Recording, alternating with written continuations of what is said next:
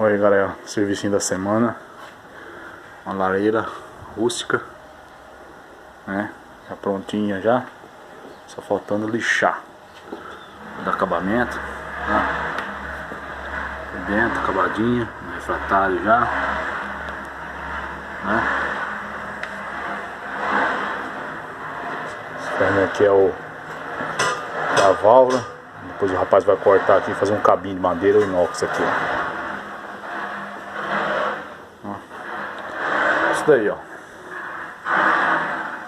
Parede, tudo no rústico.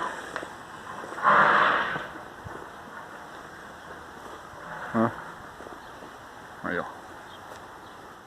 Os pilares. Faltando só agora só o vidro aí, vai instalar um vidro aí.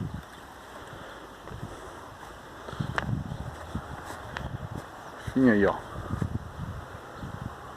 Quem gosta, curte aí, dá o seu joinha aí. Ajuda a gente a crescer no canal aí. Depois da etapa, quando tiver pronto, tudo prontinho, eu vou estar fazendo outro vídeo aí.